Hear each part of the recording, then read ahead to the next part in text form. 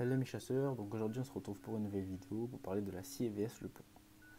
Donc depuis quelques années, le plomb est interdit dans les zones humides, donc par exemple les rivières, les mares. Donc nous allons aborder ce sujet-là aujourd'hui et afin de pouvoir vous éclairer. Donc les amendes peuvent aller de 90 à 135 euros suivant sur quelle garde vous tombez. Donc c'est quand même pas négligeable pour nous les chasseurs. Donc on se doit principalement de tirer de la bille d'acier. Le canard développe une maladie qui est le saturnisme, donc c'est pour ça que le plomb est interdit. On estime qu'un canard qui ingurgite 3 plombs a une espérance de vie donc de 5 jours, ce qui est quand même assez restreint pour les canards. Donc voilà. Voici les munitions donc dites stèle billes d'acier, donc ça c'est un exemple. On peut aussi utiliser les munitions en substitut, je parlerai certainement des substituts dans une autre vidéo. Aujourd'hui on va parler principalement donc de l'acier, donc voici un petit exemple. Au niveau des billes, on vous conseillera de grossir votre taille de billes. Donc par exemple, si vous tirez du 6 en plomb, on vous conseillera du 4 en acier. Si vous tirez du 4 en plomb, on vous conseillera donc du 2 en acier. Toujours grossir votre taille de billes.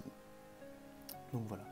Donc comme l'acier est bien plus léger, vous avez beaucoup plus de billes dans votre cartouche. Donc par exemple, une 35 grammes en plomb de 4, vous aurez 169 billes. Et une 35 grammes en diamètre de billes de 4 en billes d'acier, vous aurez 237 billes. Ce qui est quand même beaucoup plus conséquent. Au niveau de l'utilisation des chocs, on vous conseillera d'utiliser le lisse, le 1/4 ou le demi afin de ne pas abîmer votre canon ou votre fusil et surtout que la sortie se fasse en douceur et sans souci lors du tir.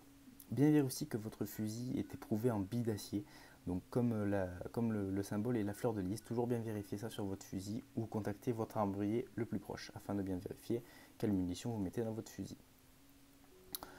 Pour ce qui est des fusils qui ne sont pas éprouvés en billes d'acier, vous pouvez utiliser des munitions dites basse pression, comme en 28 grammes ou 29 grammes, avec l'exemple de la Mariarme ou de la FOB.